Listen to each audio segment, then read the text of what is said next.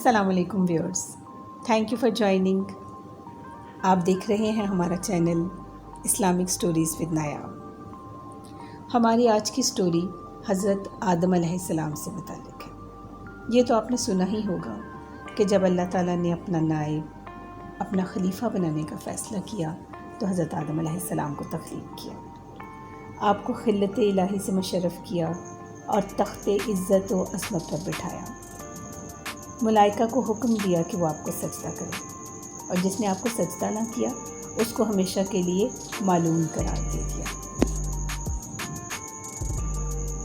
اس کے ساتھ ساتھ دنیا کی حسین ترین خاتون کو آپ کی شریک حیات بنایا اور بہشت کے باغات کو آپ کا مسکن بنا دیا، اور صرف ایک پابندی لگائی کہ آپ نے صرف ایک شجر کا پھل نہیں کھانا۔ پھر ایسا کیا ہوا کہ آپ نے ان تمام نعمتوں کے باوجود ایک پابندی کا بھی خیال نہیں رکھا اور اس ممنوعہ شجر کا پھل کھا لیا۔ کچھ لوگوں کا یہ خیال ہے کہ چونکہ آدم علیہ السلام انسان تھے اور انسانی فطرت ہے کہ وہ بھول جاتا ہے، اس لیے آپ یہ بات بھول گئے اور وہ پھل کھا لیا، لیکن ایسا نہیں ہے۔ تو پھر کیسا ہے؟ آپ نے اس ممنوعہ شجر کا پھل کیوں کھایا؟ یہ ہم آپ کو آج کی ویڈیو میں بتائیں گے۔ تو چلیں شروع کرتے ہیں۔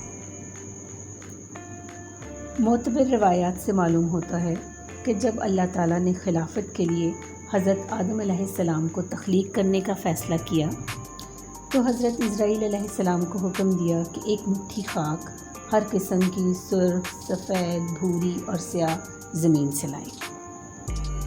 چنانچہ حضرت اسرائیل علیہ السلام حکم خداوندی کے مطابق ایک مٹھی خاک رنگا رنگ کی تمام روئے زمین سے جمع کر کے لے آئے اور اسے مکہ اور طائف کے درمیان رکھ دیا۔ اللہ تعالیٰ نے اس پر باران رحمت نازل کیا اور اپنی قدرت کاملہ سے حضرت آدم علیہ السلام کا پتلا اس مٹی کے خمیر سے بنایا۔ 40 برس تک وہ قالب بے جان وہاں پڑا رہا۔ جب عنایت الہی نے چاہا تو روح پاک کو حکم صادر ہوا کہ بدن آدم میں داخل ہو جائے۔ اس کے بعد ایک فرشتہ حکم الہی کے مطابق ایک مرصع جوڑا بہشت سے لے کر آیا اور حضرت آدم علیہ السلام کو خلت الہی سے مشرف کیا گیا۔ اللہ تعالیٰ نے حضرت آدم علیہ السلام کو کمال ظاہر و باطن سے آراستہ کیا، اور اب ارادہ خداوندی ہوا کہ حضرت آدم علیہ السلام کی رشتوں سے تعظیم و تکریم کرائی جائے۔ لہٰذا وہ ملائکہ جو تخت آدم کے گرد صف باندھے ہوئے مرتب کھڑے تھے، ان کو حکم دیا گیا کہ حضرت آدم علیہ السلام کو سجدہ کیا جائے۔ یاد رہے کہ یہ سجدہ عبادت نہیں تھا، یہ صرف ملائکہ کی طرف سے ایک تعظیم و تکریم کا اظہار تھا۔ یہ تو آپ جانتے ہی ہیں کہ تمام ملائکہ اس حکم کو بجا لائے، سوائے ابلیس معلوم کے، جس نے انکار کیا اور بولا کہ میں آدم سے بہتر ہوں، کیونکہ مجھے آگ سے پیدا کیا گیا ہے اور آدم کو مٹی سے پیدا کیا گیا ہے، جو کھنکھنانے والی، بدبودار اور گارے جیسی تھی۔ اس نافرمانی کی وجہ سے ابلیس کو ہمیشہ کے لیے ملعون قرار دے دیا گیا، چونکہ وہ جانتا تھا کہ آدم علیہ السلام کی اولاد میں سے بے شمار ایسے لوگ ہوں گے جو اس کی پیروی کریں گے۔ اس لیے اس نے اللہ تعالیٰ سے مہلت مانگی کہ مجھے مہلت دے تاکہ میں تجھے دکھا سکوں کہ اس کی اولاد میری پیروی کرے گی۔ اللہ تعالیٰ کا فرمان ہے کہ جو میرے بندے ہیں وہ تمہارے فریب میں نہیں آئیں گے، اور جو تمہاری پیروی کریں گے وہ تمہارے ساتھ ہی جہنم میں جائیں گے۔ لہٰذا ابلیس کو مہلت دے کر بہشت سے نکال دیا گیا۔ دوسری طرف حضرت آدم علیہ السلام بہشت میں رہنے لگے، اور شاید ان کے دل میں کسی اپنے جیسے ساتھی کی خواہش پیدا ہوئی۔ تب حضرت آدم علیہ السلام پر خواب نے غلبہ کیا۔ وقت خواب میں اللہ تعالیٰ نے اپنی قدرت کاملہ سے آدم علیہ السلام کے پہلو سے حضرت حوا کو پیدا کیا۔ حضرت حوا کے نام سے بچہ بچہ واقف ہے، لیکن انٹرسٹنگ بات یہ ہے کہ قرآن پاک میں ایک دفعہ بھی حضرت حوا کا نام نہیں لیا گیا۔ بہرحال جب حضرت آدم علیہ السلام بیدار ہوئے تو انہوں نے دیکھا کہ ایک نہایت خوبصورت اور پاکیزہ عورت ان کے پاس بیٹھی ہے۔ آپ انہیں دیکھ کر بہت خوش ہوئے اور پوچھا کہ تو کون ہے؟ حضرت حوا علیہ السلام نے کہا، میں تیرے بدن کا جز ہوں کہ حق تعالیٰ سبحانہ نے مجھے تیری پسلی سے پیدا کیا ہے۔ خوبصورتی میں حضرت حوا کا کوئی ثانی نہیں۔ کہا جاتا ہے کہ اللہ تعالیٰ نے کل کائنات کے تمام انسانوں کے لیے جو خوبصورتی مقرر کر رکھی تھی اس کے 100 حصے کیے۔ ان میں سے 90 حصے صرف حضرت حوا علیہ السلام کو عطا کر دیے گئے، باقی 10 حصے قیامت تک آنے والے تمام انسانوں میں تقسیم کیے جائیں گے۔ یوں حضرت آدم علیہ السلام نے اپنی خوبصورت بیوی کے ساتھ بہشت میں ایک نئی زندگی کا آغاز کیا۔ دوسری طرف ابلیس کینہ اور حسد کی آگ سے جل رہا تھا۔ وہ ہمیشہ اس تدبیر میں رہتا تھا کہ کسی طریقے سے آدم اور اس کی بیوی کو جنت سے نکال دے۔ وہ ہر وقت اسی کام کے لیے منصوبے بناتا رہتا تھا۔ کہا جاتا ہے کہ ابلیس پہلے طاؤس کے پاس گیا اور اسے التماس کی کہ مجھے اپنے بازو پر بٹھا کر بہشت میں پہنچا دے تاکہ میں اپنے دشمن سے بدلہ لے سکوں۔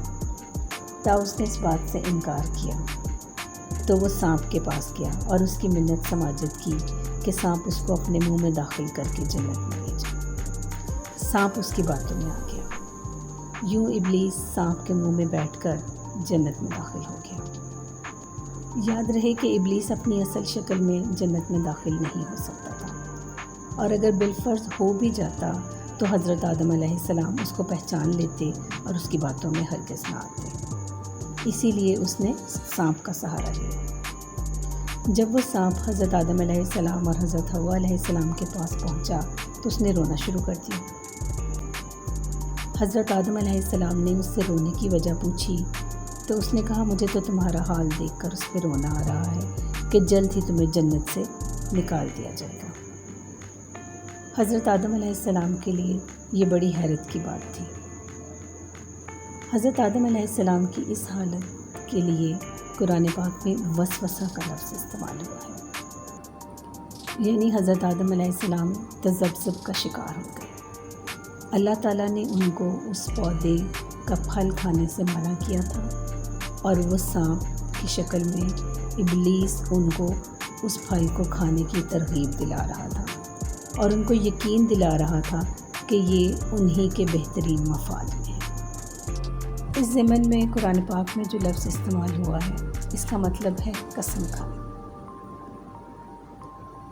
مختصراً یہ کہ ابلیس نے قسم کھا کر بتایا کہ میں تم دونوں کا خیر خواہ ہوں۔ لیکن امپورٹنٹ بات یہ ہے کہ اس سے پہلے چونکہ کسی نے جھوٹ نہیں بولا تھا، اس لیے حضرت آدم علیہ السلام جھوٹ سے واقف نہیں تھے۔ ان کو یہ معلوم نہیں تھا کہ ایسا بھی ہو سکتا ہے کہ کوئی غلط بیانی کرے، اور غلط بیانی بھی کوئی بہت سادہ سی بات نہیں تھی، بلکہ اس نے اللہ کی قسم کھا کر کہا کہ میں آپ دونوں کا خیر خواہ ہوں۔ اسی وجہ سے یہاں ایک غلط فہمی پیدا ہوئی اور حضرت آدم علیہ السلام کے دل میں وسوسہ آیا۔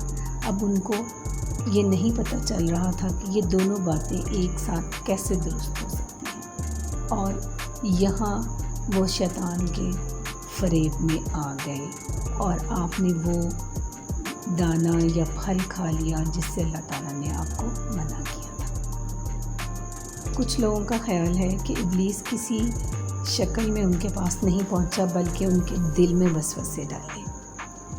بلا شبہ ابلیس نے ان کے دل میں وسوسے ڈالے، لیکن قرآن پاک کے الفاظ میں سے ایک وہ ہے جس کا میننگ ہے قسم کھانا۔ تو قسم اسی صورت میں کھائی جا سکتی ہے جب وہ ان کے سامنے موجود ہو، اور چونکہ وہ اپنی اصل شکل میں تو سامنے آ نہیں سکتا تھا، اس لیے اس نے سانپ کا یا کسی بھی چیز کا سہارا لیا۔ آپ کو پتہ چلا ہوگا کہ حضرت آدم علیہ السلام نے اس ممنوعہ شجر کا پھل کیوں کھا لیا۔ یقیناً یہ غلطی تھی، لیکن ایسا نہیں تھا کہ انہوں نے جان بوجھ کر اللہ تعالیٰ کی حکم عدولی کی بلکہ یہ ایک غلط فہمی کے نتیجے میں ہوا، کیونکہ ابلیس نے جھوٹی قسم کھائی جس کی وجہ سے آپ اس کے فریب میں آ گئے۔ امید ہے آپ کو آج کی سٹوری پسند آئی ہوگی۔ ایسی بہت ساری سٹوریز کے لیے ہمارا چینل سبسکرائب کر لیجئے اور بیل آئیکن کو دبا دیجئے تاکہ جیسے ہی ہماری نئی ویڈیو آئے آپ کو فوراً نوٹیفیکیشن آ جائے۔